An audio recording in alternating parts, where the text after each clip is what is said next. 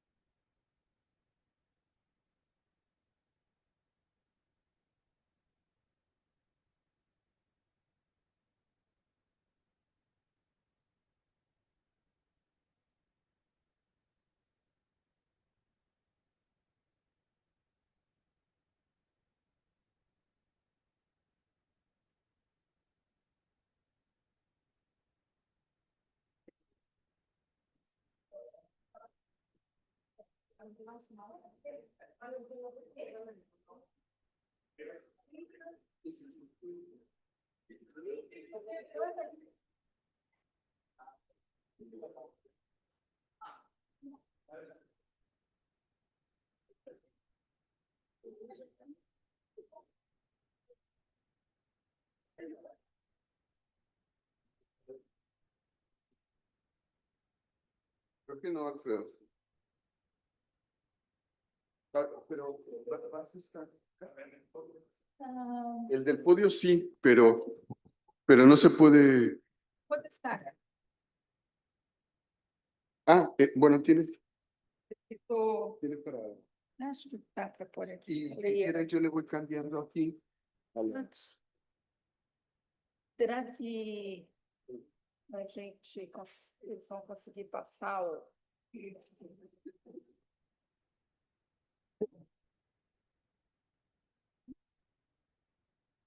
Tá.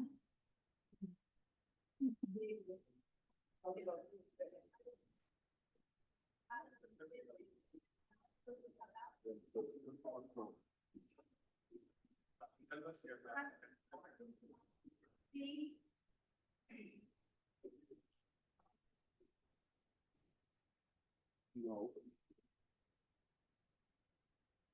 Bueno,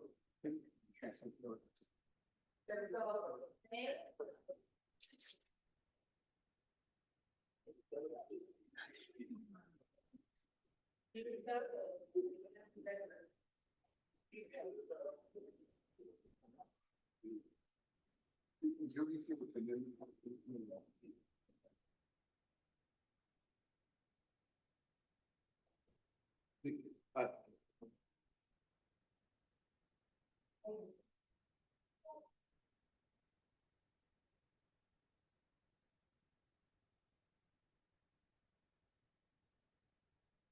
¿Está bien así? Sim, tá bem. Fue.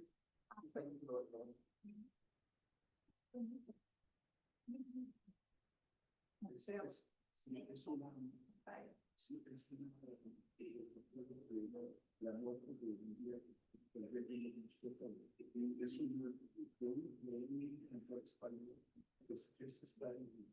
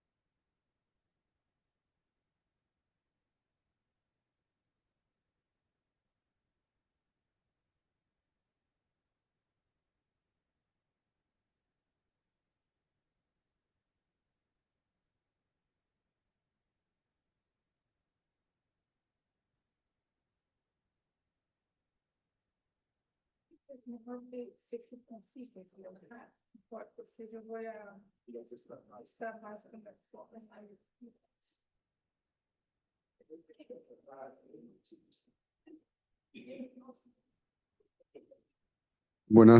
Buenas tardes a todas y todos.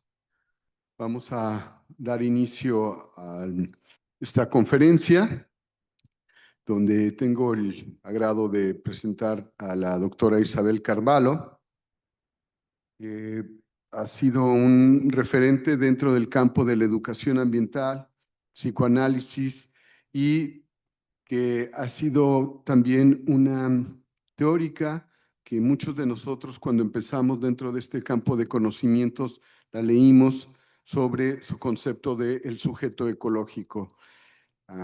Invitamos, gratamente aceptó, lo cual nos da mucho gusto. Isabel, gracias por haber aceptado venir al 18º Congreso Nacional de Investigación Educativa. Y bueno, leeré un poco de la trayectoria de la doctora Isabel Carvalho para que después esté con nosotros. Isabel de Moura Carvalho es psicóloga, graduada en la Pontificia Universidad Católica de Sao Paulo, especialista en psicoanálisis por el Instituto Sede Sapienti, tiene un máster y un doctorado en educación. Realizó sus estudios postdoctorales en antropología psicológica en la Universidad de San Diego, en California. Actualmente está inscrita al programa de posgraduados en educación en la Universidad Federal de Minas Gerais. Es becaria de productividad científica y también trabaja en una clínica psicoanalítica. Investiga las formaciones subjetivas contemporáneas relacionadas con los procesos de aprendizaje mediante la participación en comunidades de práctica. Ha acompañado círculos de prácticas y practicantes que se guían de formas de vida sostenibles, estableciendo zonas de convergencia entre el cuidado de uno mismo y el planeta, tales como ecoaldeas, huertos urbanos, educación ambiental, agroecología, salud integrativa, espiritualidades ecológicas. Tiene una vasta producción académica en libros, artículos y capítulos del libro, los cuales después presentaremos algunos de ellos. Pues, Isabel, nuevamente, bienvenida a México y tienes la palabra.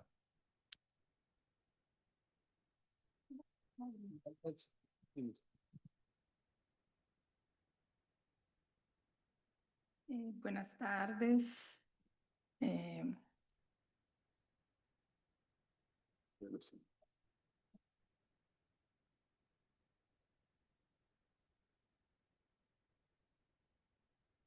Vou abrir aqui.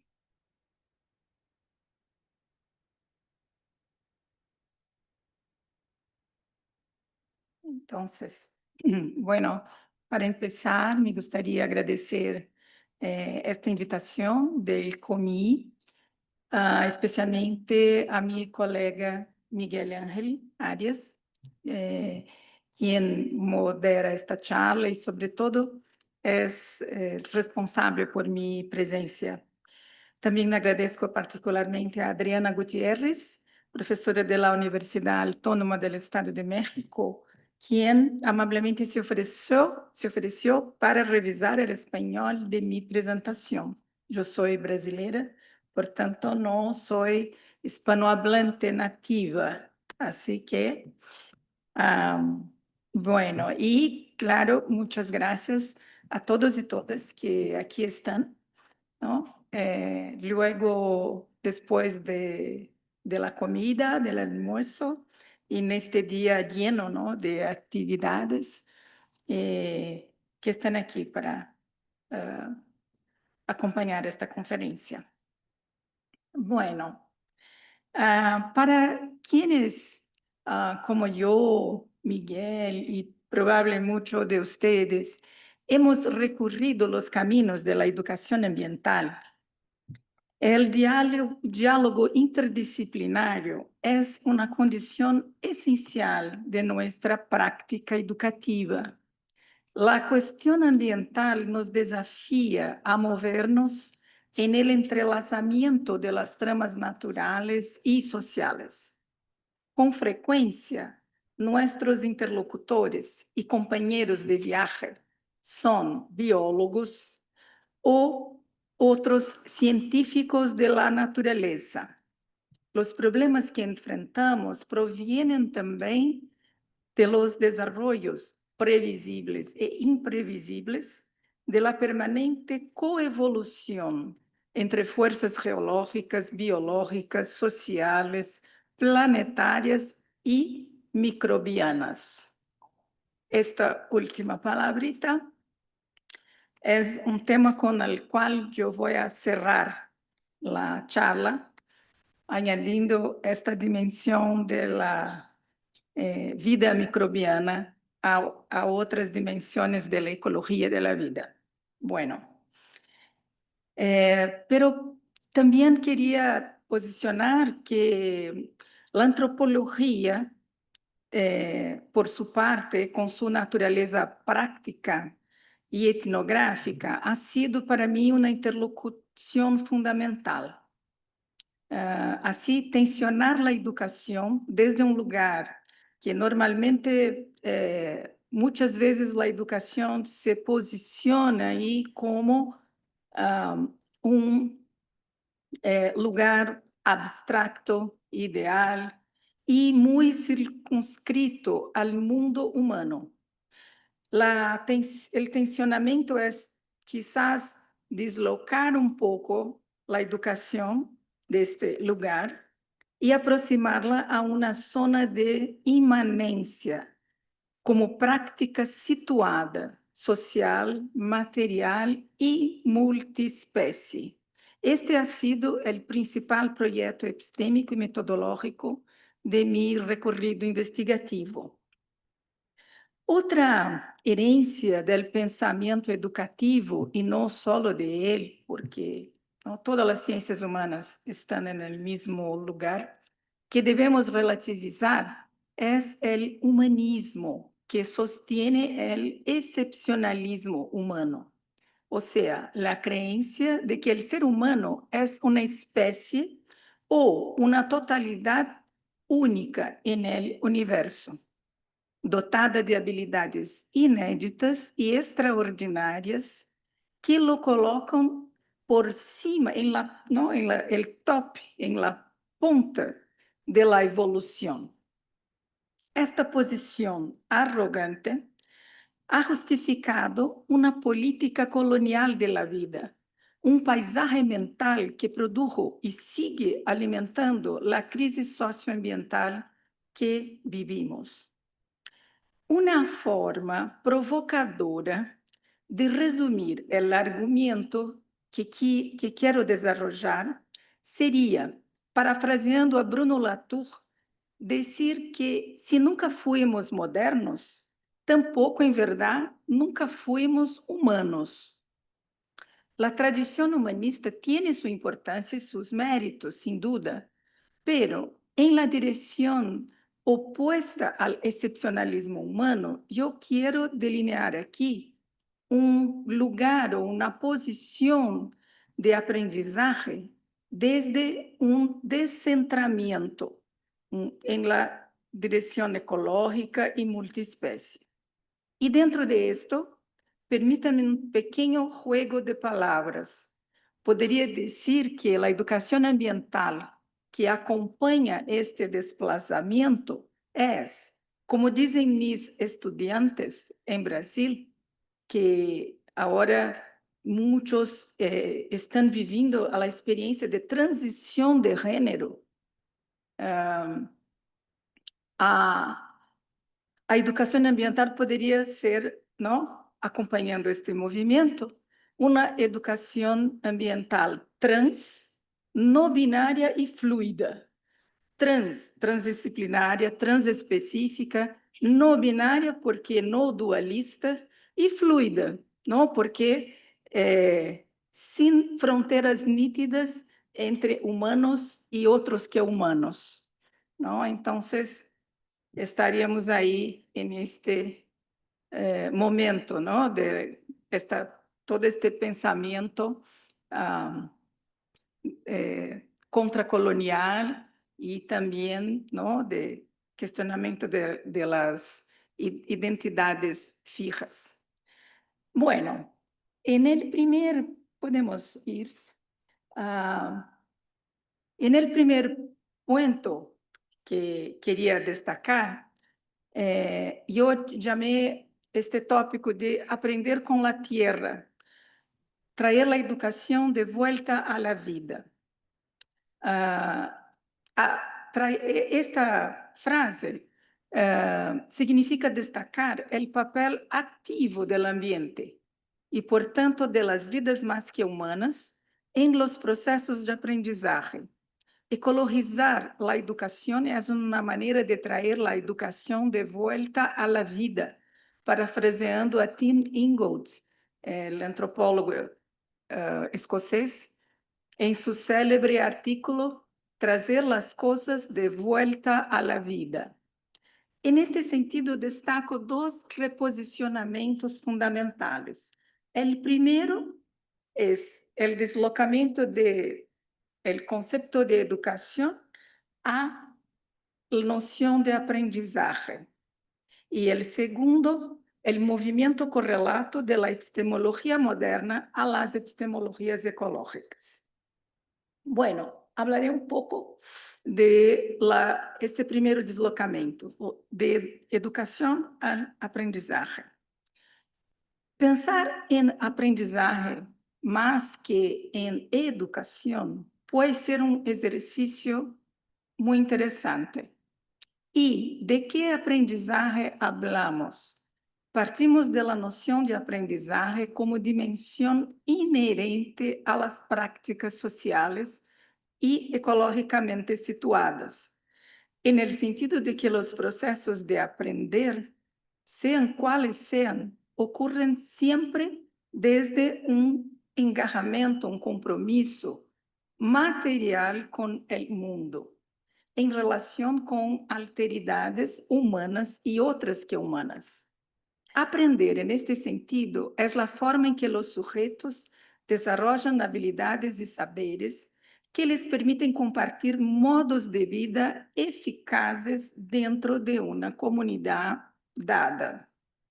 Y no se trata aquí de reiterar la noción de aprendizaje ambiental, por ejemplo, de la psicología conductista, ni tampoco la aprendizaje social de la psicología cognitiva de Bandura y otros.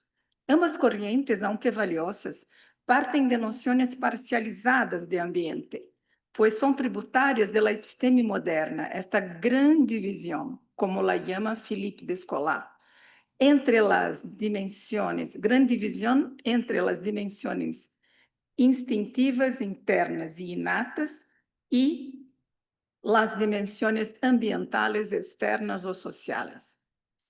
La perspectiva ecológica a que me refiero parte, por el contrario, de un continuum entre interno y externo, de la unidad mente-corpo, subjetividad, historicidad, persona-ambiente. Esto es, ¿no?, el paso que damos hoy, ¿no?, en este momento del debate, diferentemente de esas otras concepciones que mencioné.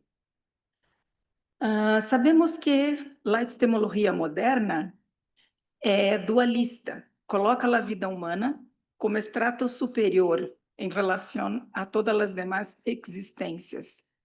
El mismo problema está en el campo de aprendizaje. Sabemos que desde hace tiempo que aprender no es un privilegio exclusivamente humano. La etología, la psicología conductual, la zoología estudian desde hace décadas el aprendizaje animal. Pero en el momento histórico que vivimos, surgen nuevos desarrollos interdisciplinarios, incluso nuevas disciplinas que van más allá de las fronteras entre aprendizaje humano y aprendizaje animal.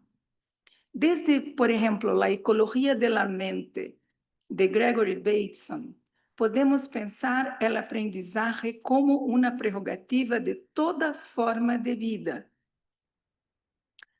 Bateson sacó la mente de la caja craneana para proponer lo que él llama una mente ecológica, que está distribuida en el mundo, una inteligencia distribuida en el mundo.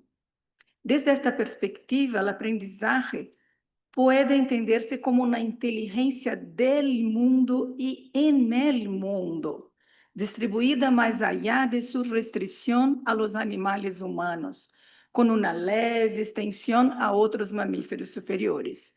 El aprendizaje ecológico se amplía hacia el conjunto de acciones interdependentes que articulan diferencias intra e interespecíficas.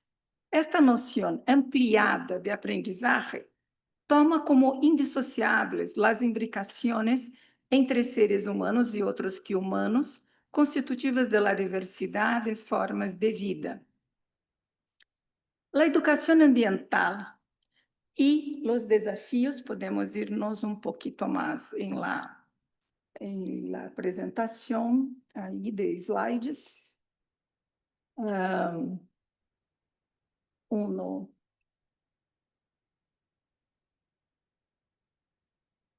Uno más. Aí, não, já falei sobre a crítica ao excepcionalismo humano, podemos irnos um pouco mais, os dois reposicionamentos que destaquei, não? E isto, né, de dizer que nunca fuimos humanos. Bueno, aí que nos quedamos. Este debate se ha profundizado, impulsionado por el surgimiento de los pensamientos decoloniales, que vinculan la dominación de la naturaleza con la dominación colonial.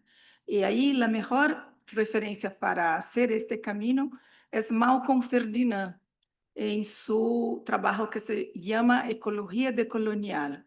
Es un pensador caribeño. Parte desta reflexão foi anunciada em um trabalho anterior, que eu sou coautora, titulado Epistemologias Ecológicas, é um artículo de 2015, onde delineávamos um ponto de inflexão do pensamento hacia a vida, todas as formas de vida, e hacia a valorização das dimensões materiais da existência. E naquele texto señalávamos a urgência de modos de conhecer com e em el mundo, em contraste com uma ciência que pretende produzir conhecimento sobre el mundo. Este chamado a um retorno ao mundo e a los territórios que habitamos tiene raízes em la fenomenologia de Merleau-Ponty, pero também dialoga com a antropologia ecológica de Tim Ingold, a antropologia multiespécie de Anna Tsing, a filosofia da ciência de Dana Haraway e Isabel Stengers. Hoje, incluiríamos entre as epistemologias ecológicas outros autores e autores como Vinciane Desprez, Malcolm Ferdinand, Elisabeth Povinelli e outros. Bueno, hasta aqui eu estou falando da base, de los fundamentos conceptuales, ¿no? de mi argumento, pero voy a traer unas escenas etnográficas para aterrizar un poco, ¿no? Esto en lugares concretos situados. A primeira escena etnográfica viene de um trabalho que eu orientei de doutorado e que eu chamaria Donde crescem as piedras? Podemos irnos um pouquinho mais? Um pouquinho mais. Acho que eu tirei. Deixa eu ver. Não, eu provável que saquei a imagem deste parte, não há problema. El próximo. El próximo. Podemos passar este. Aí, nós quedamos aí. Lo anterior de Dana Haraway es, creo que la idea que propone para enfrentar la crisis ambiental contemporánea es muy interesante y que se expresa en quedarse con el problema. Dana Haraway nos dice que no vamos querer resolver muy rápido el problema civilizatorio ambiental enorme que se afigura, pero que no hay soluciones rápidas. Tenemos que quedarnos con este problema un rato para comprenderlo, para reaccionar de alguna manera más consistente. Entonces, y yo percibo que también en Isabel Stengers, hay toda una reivindicación de desaceleración. O sea, parte del problema que vivimos también deriva de un modelo muy acelerado de degradación ambiental, de consumo ¿no? de los bienes ambientales. Y para hacer frente a eso necesitamos, en el campo del pensamiento, desaceleración, pausa, tiempo. Y hay un podcast en Brasil que me gusta mucho sobre análisis política. Y bueno, creo que en Brasil es como aquí en México, no se muere de tédio, porque todo el día acontece algo increíble, algo inédito en términos de la coyuntura política. El título de este podcast es Calma Urgente. Então, me gusta mucho esto de, bueno, sabemos que la urgencia de la situación, pero tenemos que tener calma para enfrentarla, ¿no? Bueno, sobre las pedras. Esta es una situación etnográfica que en la época esta estudiante de doctorado, que se llama Rita, estaba observando grupos de educación ambiental que hacían trilhas ecológicas en un lugar muy, muy bonito, en la montaña del estado de Rio Grande do Sul, al sur de Brasil. E haviam grupos muito diversos, grupos de escolas, grupos de pessoas adultas que viviam cerca, grupos de turistas. E lá tocou também acompanhar um grupo especial que este lugar era uma propriedade da Universidade Católica, onde eu estava vinculada. E era como una unidad privada de conservación. Y la universidad invitó los funcionarios, la gente que trabajaba con la limpieza, la gente que servía el café, la gente que estaba en la manutención, los servicios de manutención de la universidad, para un día de visitación a este lugar, como una excursión, porque ¿no? Eran como más de 2 horas de deslocamento y todo esto. Y bueno, Rita acompañó este grupo durante la trilla. La trilla era una trilla guiada por un biólogo. En un certo momento, un participante preguntó al guía, al biólogo, si las piedras crecían. Él respondió rápidamente que no, al contrario. Con la erosión y los desplazamientos, las rocas tienden a disminuir de tamaño. Tiempos después, otro participante se acercó a la investigadora Rita, ¿no? Y en voz baja le dijo, ¿sabes, Rita?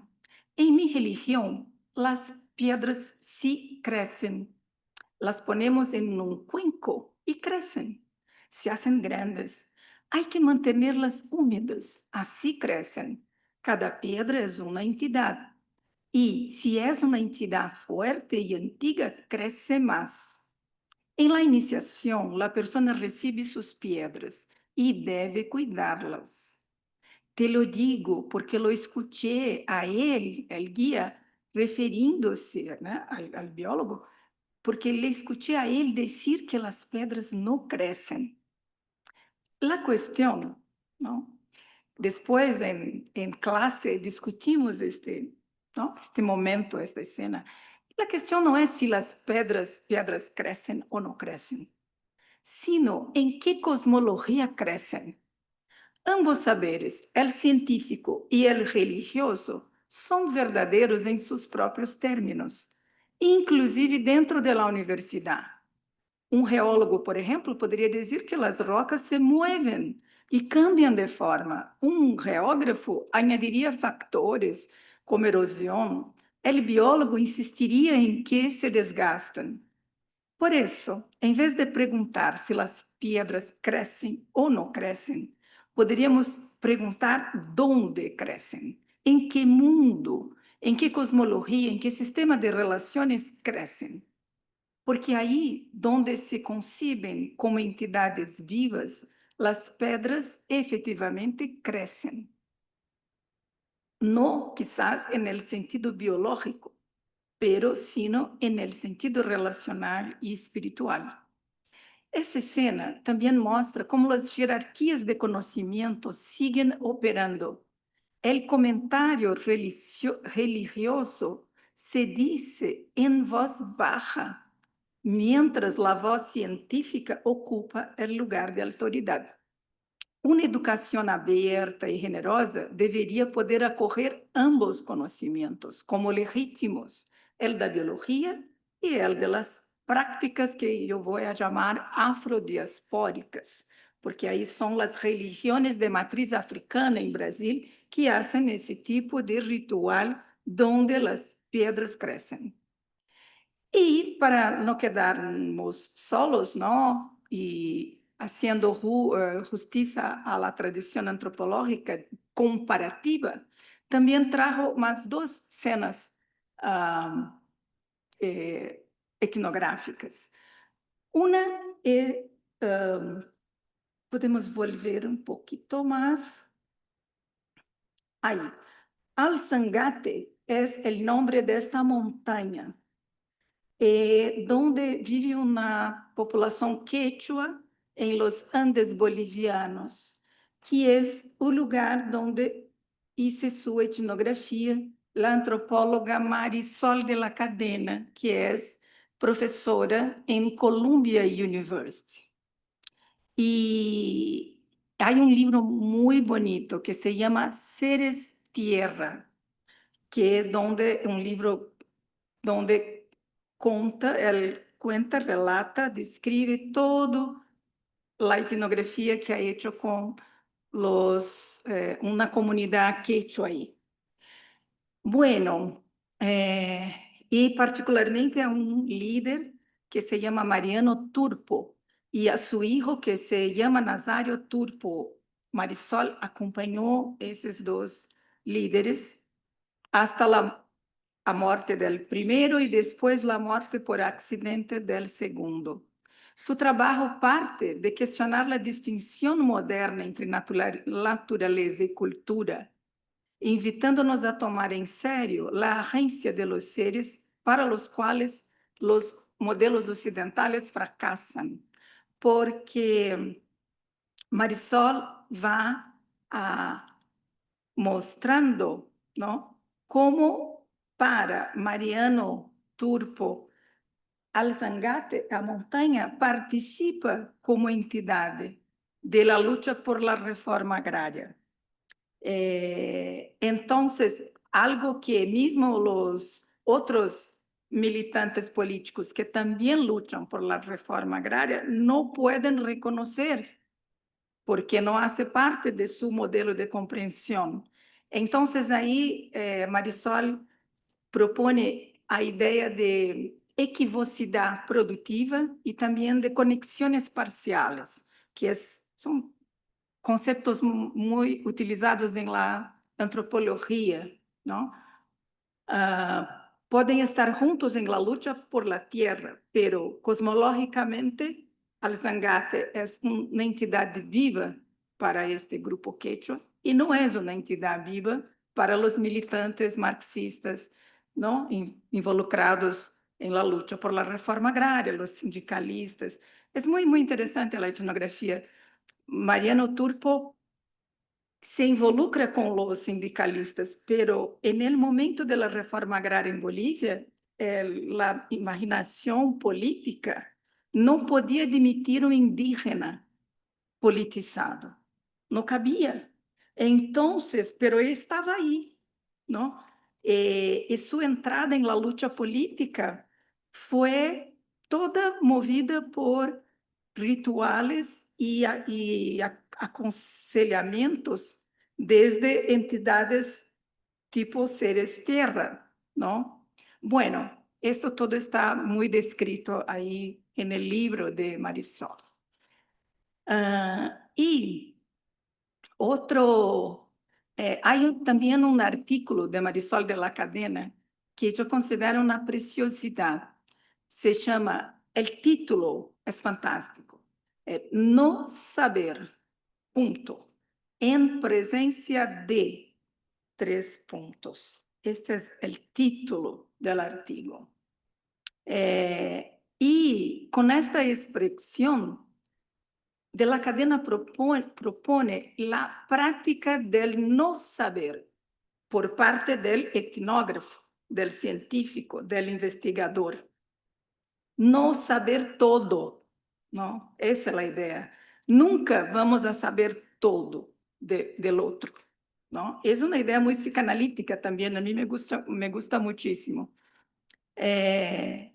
Entonces, ela subraya que a presença física ou simbólica desses interlocutores vuelve impossível manter o distanciamento típico do investigador ocidental.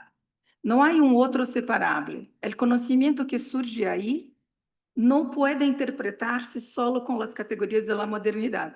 A autora defende que desacelerar o impulso de traduzir o mundo quechua andino a las categorias modernas permite abrir-se a lo que escapa a nuestras próprias ontologias.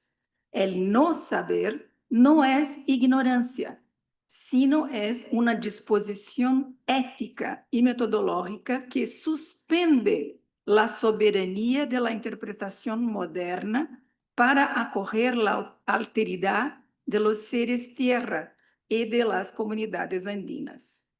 Bueno, y ahí una otra escena etnográfica que viene de esta investigadora que se llama Elizabeth Povinelli, que también está en Columbia University. Elizabeth Povinelli es australiana y después hace su carrera en Estados Unidos y investiga un pueblo que está en Australia, un pueblo aborígene australiano. Y bueno, en Brasil tuvimos la publicación de 3 volúmenes que ella ha escrito que tiene que ver con la idea de geontología. Bueno, pero hay un ensayo, un artículo específico que se llama Do Rocks Listen? E aí Povinelli relata uma cena etnográfica em Beliuyen, eu não sei como se pronuncia isto, é uma comunidade aí em Austrália de pueblos pescadores. E tienen aí uma montanha também que se chama Old Man Rock. É uma montanha que está disputada por la minería. E, bueno, e aí, em uma cena que ella etnografa, estão os aborígenes conversando com um representante do Estado sobre o destino de Old Man Rock. E em um momento, Povinelli narra um pequeno diálogo e disse, em certo momento, Marjorie é a mulher aborígene que está a seu lado, se volvió hacia mí e dijo, ele, o representante do Estado, não pode creerlo, ¿verdad, Beth? Eu le respondi, não pode creer que Old Man Rock percibe los movimientos de los pescadores de la comunidad. Escucha lo que dicen y puede oírle. Sí, oírle. Tiene la capacidad de sentir olor de la gente. Entonces la Marjorie dice a Elizabeth, él no puede creerlo, no cree. Y Elizabeth le responde, no puede, creo que no. No piensa que y él no piensa que mientes, simplesmente no puede creer que esa montaña escuche. Bueno, ¿no? Esta escena pone en diálogo dos cosmologías irreductibles en una negociación sobre el destino de la montaña totémica disputada ahí en este lugar. Povinelli muestra que el mediador gubernamental no considera falsa la afirmación de Marjorie, simplemente no tiene las herramientas ontológicas para creer que una montaña puede escuchar.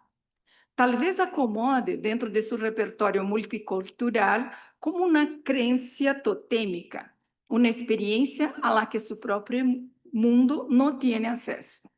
Em outra, né, camada de análises, Povinelli discute a divisão entre o vivo e no vivo.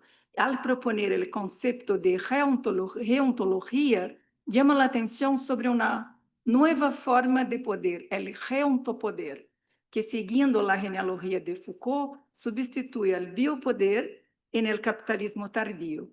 O reontopoder atua sobre a fronteira que separa o vivo de não vivo, determinando o que merece cuidado e que pode ser explotado. Pero las nuevas geontologías, como las de los pueblos aborígenes, desestabilizan essas fronteiras, mostrando que as montanhas, as rocas e os rios também vivem, sienten e respondem. Bueno, que tudo isso tem que ver com educação ambiental?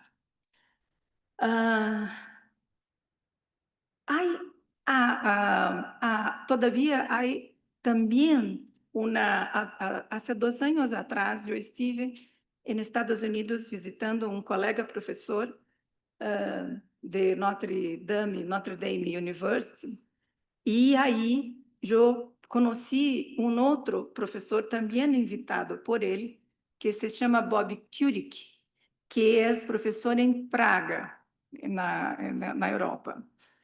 E Kurik propõe pensar a resistência mais que humana de las montanhas em los conflitos de mineria em Praga. Esse modo, bueno, Kurik sugere ampliar a noção de resistência para incluir em ela as forças não humanas, que podem aliar-se com as humanas ou não em las lutas políticas. E ele investiga casos onde se manifesta esta ação de não humanos e sua capacidade de coproduzir rebeliões, transformando significados, efeitos e relações e convertindo-se em aliados biológicos de las lutas sociais. Bueno, indo mais adiante, eu aqui apressar-me um pouquinho. E bueno, y el último punto, yo diría que sobre la reeducación ambiental en tiempos de nuevos colonialismos, ¿no? Si alguien en medio de la COP30 que está ocurriendo en Brasil ahorita, en Belém do Pará, me preguntara qué se necesita para salvar el planeta, e me pedir a responder em 2 palavras, eu diria fabulação e imaginação. Este movimento, eu penso que é necessário imaginar para poder sair, digamos, de esta paisagem mental que se apresenta junto com a crise ambiental e que de alguma maneira nos diz não há saída. Não. É necessário imaginar, fabular, porque para ampliar este horizonte muito fatalista. E aí, eu creio que na literatura de ficção está aliado importante. Eu queria citar uma autora que se chama Vinciane Desprez. Podemos irmos, mas Aqui, aqui está Elizabeth Povinelli está vinculada com este pueblo Caribbean para hacer películas y muestras de arte. Elizabeth Povinelli tiene ese recurso de irse a arte para hacer lucha política. Bueno, aqui eram as pedras, não? A cena etnográfica de minha aluna era aquela imagem anterior, e aqui, paramos por aqui. Vinciane Desprez é uma psicóloga, etóloga e filósofa da ciência, e de Bélgica, da Universidade de Bruxelas, inspirada em um conto de uma outra autora de ficção científica que se chama Ursula Le Guin, en un cuento de Ursula Le Guin que se llama Las semillas de Acacia, nos presenta dos ciências del futuro surgidas de essa narração e suas disputas. Uma de ellas se chama la pterolinguística e é dedicada a decifrar os códigos de comunicação de algumas espécies não humanas, como abelhas, formigas e outros.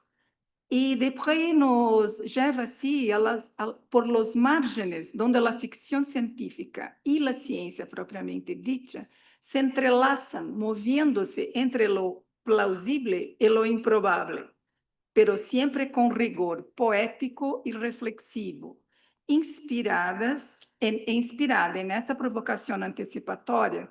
Yo podría reformular nuestra pregunta, ¿no?, sobre las piedras.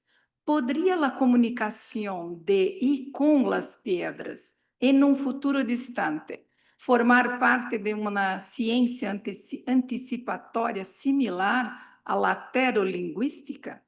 Algo como una geolingüística? Por ahora no tenemos recursos epistémicos ni lingüísticos para interpretar el lenguaje oral o escrito de las piedras. Intentarlo sería proyectar nuestro mundo humano sobre lo no humano y reincidir en la posición antropocéntrica que queremos superar. Pero no seremos porta-vozes ni intérpretes apresurados. Quizás devamos esperar, como sugiere Desprez, a las ciências del siglo XXII, para saber desde qué universo las piedras se volverán audibles y, si llegamos a descifrarlas, ¿qué tendrían que contarnos? Mientras tanto, podemos suponer que las piedras tienen mundo a su manera, aunque no podamos comprenderlo por nuestras propias limitaciones humanas. Bueno, me parece interesante acompanhar esses exercícios imaginativos, fabulativos, ¿no? Como a proposta de Vinciane Desprez, que fabular é ato de criação e reapropriação que une hecho e ficção, haciendo que a ficção actúe sobre o real. A fabulação abre a história hacia novos acontecimentos. Então, é bem interessante isto todo. Bueno, y yo, para cerrar, la última palabra es que estamos viendo en estos movimientos de pensamiento ecológico como rupturas de cápsulas, rupturas, ¿no?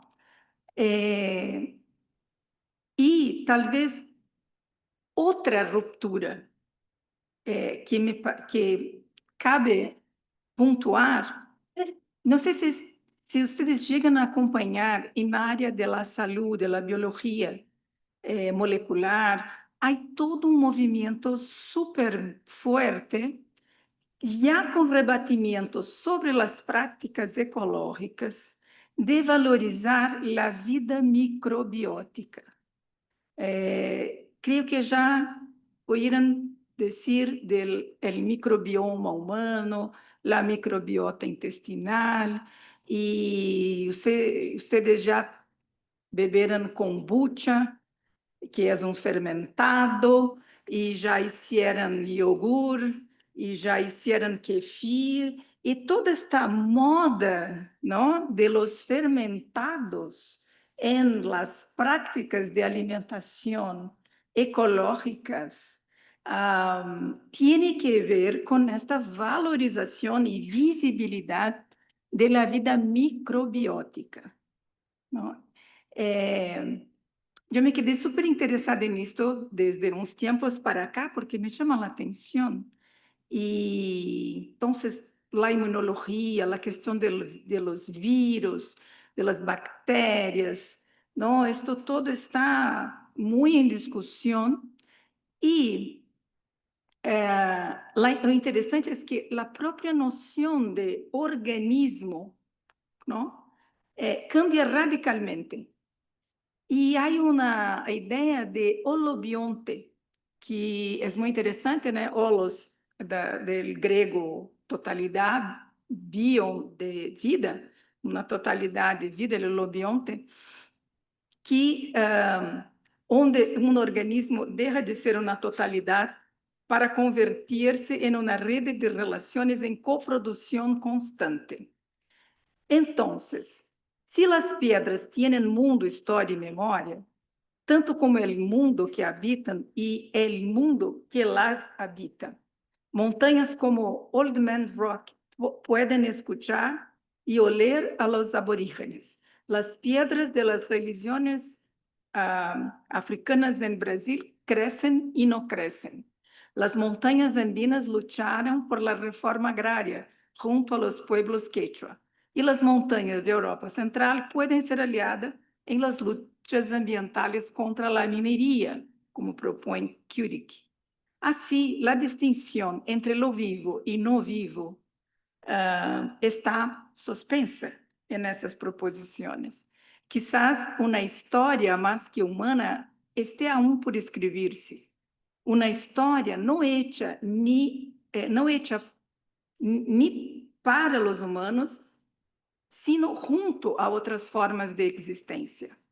Como imaginaram Ursula Le Guin e Vinciane Desprez, as ciências do futuro poderiam decodificar a escritura de los animais ou sua arquitetura, e quizás também uma geolingüística seria capaz de ler as memórias da Terra, inscrita em las capas geológicas, em las piedras, rocas, montanhas e volcanes. Há hoje disciplinas como a dendrologia que já leem o tempo e os acontecimentos ambientales em los anillos de los árboles longevos. Esto es lo que hacen los ingenieros florestales y los agrónomos. Esto es una técnica que se usa para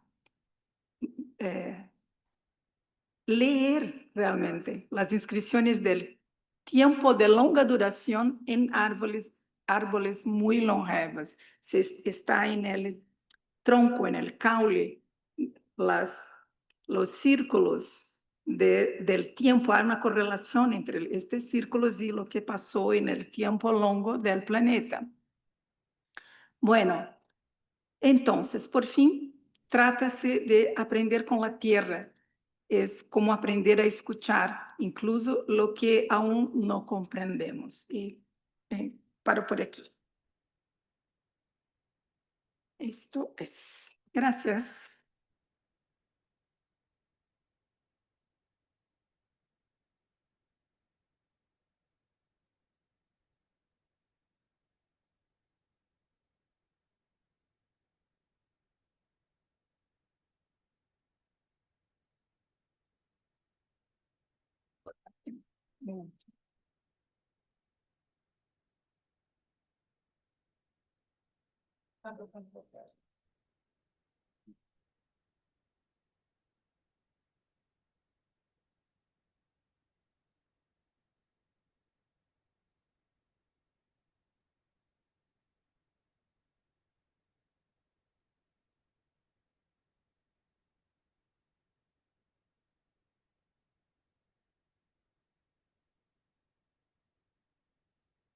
Gracias, Isabel, por este recorrido que nos has hecho en términos de las nuevas formas y concepciones en torno a lo vivo y no vivo, que sin duda es una temática que se está retomando dentro del campo de la educación ambiental. De manera particular, en la Universidad de Guadalajara se han dado ahora cita para discusiones en esta naturaleza, es decir, la animalidad y la vegetalidad, ¿qué tiene que ver o cómo se relaciona con el campo de la educación ambiental? Y si esto tiene esa relación, ¿cómo nos podemos vincular con ella? Y surgió a partir precisamente de una investigación que se realizó con estudiantes de biología y la pregunta fue para ellos, ¿las plantas sienten? Y se pueden sorprender de la revista que los propios biólogos y biólogas daban en torno a ello. Y, por supuesto, sorprendían la medida que eran jóvenes, chicas y chicos que estaban pretendiendo llevar a cabo un proceso de formación universitaria en el campo de la educación ambiental. Por eso creo que es importante y destaco estas invitaciones que a la cual nos llevas como una dislocar el término de la educación por el de aprendizaje, ¿no? Hoy en día vemos cómo se han ido precisamente erosionando esas nociones de enseñanza-aprendizaje. Hoy tratamos más de que sea un aspecto de aprendizaje, porque por la linealidad del proceso, si digo enseñanza-aprendizaje, es que quiere decir que alguien enseña y alguien aprende. Y ahí estamos mandando una comunicación y un mensaje que no es lo que estamos buscando en educación ambiental. Creo que también será importante retomar esto de lo que nos has mencionado sobre no tratar de siempre dar las respuestas rápidas, ¿no? Porque esto también ha causado un activismo acrítico dentro del campo de la educación ambiental, ha hecho mucho daño. Y lo hemos visto y en lo social ha sido rotundo el tipo de actividades que poco reflexionadas causan más problemas en relación con ello.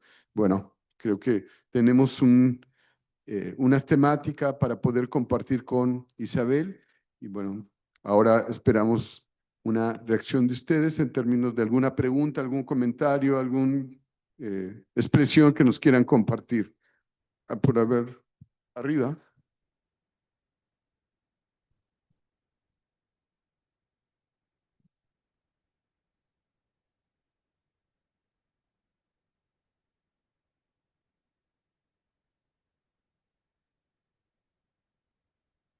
Buenas tardes. De inicio, muy agradecido por tu charla. Me vino la reflexión después de las citas que haces de Donna Haraway y este replanteamiento que hay en torno a la relación histórica, la alusión que ella hace al antropoceno y de cómo efectivamente, pues epistemológicamente la carga de la perspectiva occidental nos ha hecho mirar esta relación con la naturaleza de un modo muy cartesiano, diría yo, y cómo este replanteamiento de considerar a la naturaleza en otros términos, en otras formas de relación, en donde la naturaleza no es objeto, sino sujeto. Y me venía también, y hice la pregunta, el planteamiento de Nancy Fraser, de cómo, por ejemplo, el capital interviene de una manera muy específica en la determinación y reproducción, pero en el ámbito de la economía, de este dualismo y de esta relación tradicional generada desde Occidente en la consideración de la naturaleza. ¿Qué opinión te genera la perspectiva de la intervención del capital, pues, en el sentido del capitalismo, y de cómo nos sitúa en seguir reproduciendo ese esquema de que la naturaleza es algo que no tiene vida, que es explotable y que es renovable, que es mucho de lo que hay en algunos planteamientos de algunos grupos, para mí mal llamados ecologistas. Y bueno, pues es por ahí la pregunta. Gracias. Ecologista. Ecologista. ¿Cómo es el nombre? No recuerdo. Por favor, su nombre, por favor, que hice la pregunta. Mi nombre es Claudio Carrillo de la Universidad de Guadalajara. Universidad de Guadalajara, sí, sí, gracias. Nome dele? Sí. Não, mas eu não entendi bem o nome. Hã? Você entendeu o nome? No, no le No. Ah. Todo bien. Bueno, el colega de la Universidad de Guadalajara, gracias por el comentario y por la pregunta. Y bueno, hay autores que hoy están prefiriendo usar la palabra capitaloceno a antropoceno. Dana Haraway usa una palabra extrañísima que es quechuloceno, que también viene de la literatura, de ficción científica, ¿no? Es un personaje de la literatura. Y los propios geólogos rechazaron el concepto de antropoceno, ¿no? Los geólogos rechazaron, ya no aceptaron la proposición de que la era del Holoceno estaría terminada y que ahora estaríamos en una otra era geológica llamada Antropoceno, que se caracterizaría por los efectos de la acción antrópica, ¿no? Sobre el planeta, la acción humana sobre el planeta.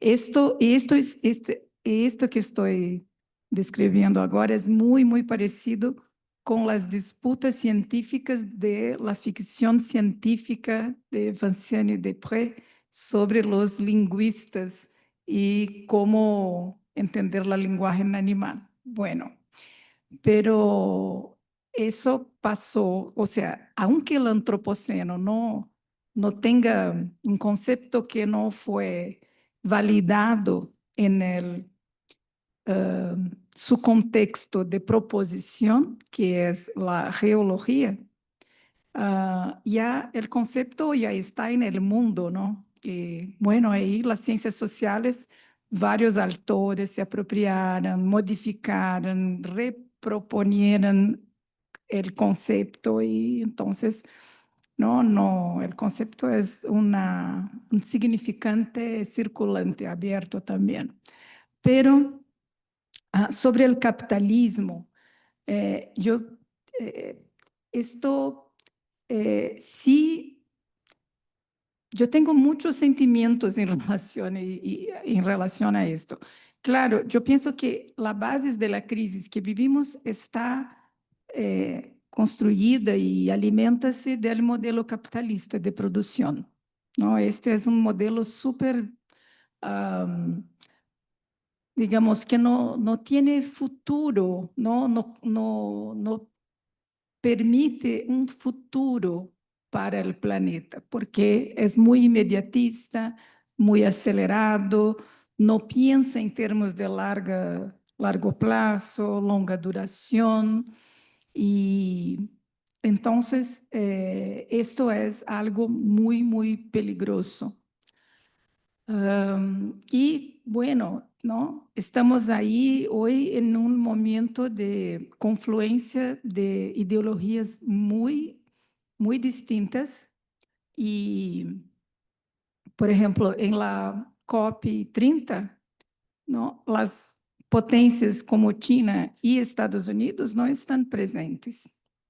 Y si pensamos hoy en el gobierno norteamericano, hay un discurso claramente negacionista de los problemas ambientales, ¿no? Los profesores, los investigadores en Estados Unidos que investigan medio ambiente tuvieron que sacar estas palabras, estos conceptos de sus proyectos de investigación, porque y sus recursos fueron cortados.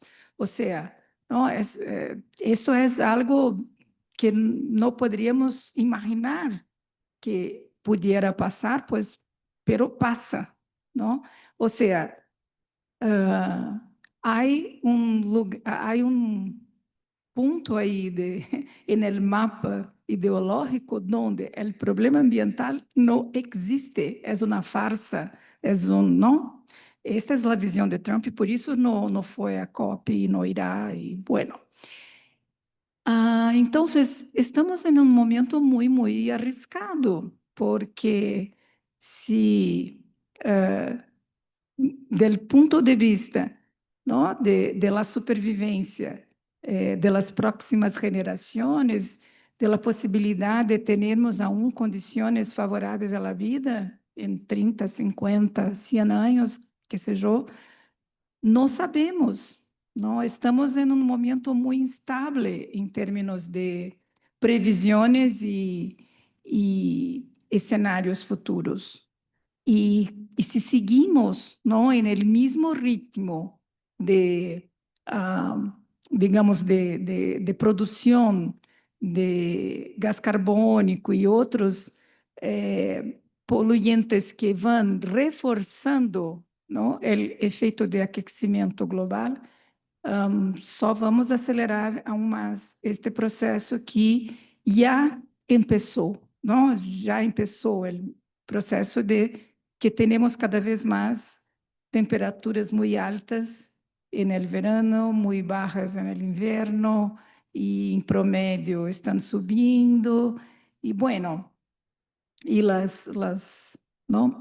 É tudo isso que já sabem, não? Ou seja, quem está no lugar de investigação da ciência, da universidade, não está a ponto de negar a crise ambiental, pero há setores econômicos, não, em nossa mesma sociedade que sí não ambiental. Então, mira, eu creio, e aí está toda a questão do capitalismo. Um dos livros de Povinelli se chama Requiem al capitalismo tardio. Anna Tsing, que eu mencionei, tem uma etnografia muito interessante que se chama El cogumelo del fin del mundo, donde ella hace esta inversión ecológica en la metodología etnográfica. Claro que va a comprender los grupos humanos, pero sigue el cogumelo, um cogumelo específico. E etnografa 4 situações no planeta, no globo, onde este cogumelo é coletado e comercializado. É um cogumelo que se chama Matsutake. E é um cogumelo que não se cultiva. Ele viene como uma espécie, como se chama? Esta que viene depois do desastre. Por exemplo, em Chernobyl, não, na Bielorrússia, depois da explosão nuclear, as primeiras espécies vegetais que cresceram foram os cogumelos Matsutake. Também em Oregon, hongos, cogumelos em português, hongos. Em Oregon, em uma área de desindustrialização do mercado automotivo, lo que cresceu foram os hongos Matsutake. E estes hongos são super valorizados em alimentação em Japão. Então, há uma cadena produtiva, não? E Anna Tsing, esta antropóloga que está em Berkeley, creio, hizo toda uma etnografia identificando e estudando esta cadena produtiva, pero não cultivada, del Matsutake. Y se llama cogumelo del fin del mundo porque só ocurre en áreas degradadas, ¿no? Entonces, el subtítulo del libro de Tsing es El cogumelo del fin del mundo, cómo vivir en las ruinas del capitalismo. Entonces, bueno, ¿no? Eso está, ¿no? en discusión. Gracias, Isabel. Bueno, nos ha pedido la organización concluir para que puedan tener oportunidad de desplazarse. Isabel va a estar aquí los siguientes días, por supuesto, en los pasillos pueden conversar con ella. El Consejo Mexicano de Investigación Educativa, la Secretaría de Educación del Estado de Nuevo León y la Universidad Autónoma de Nuevo León otorga la presente constancia a Isabel de Moro Carvalho por haber impartido la conferencia magistral Educación para tiempos de urgencias socioambientales. Monterrey, Nuevo León, 10 al 14 de noviembre. Isabel, gracias por haber estado con nosotros.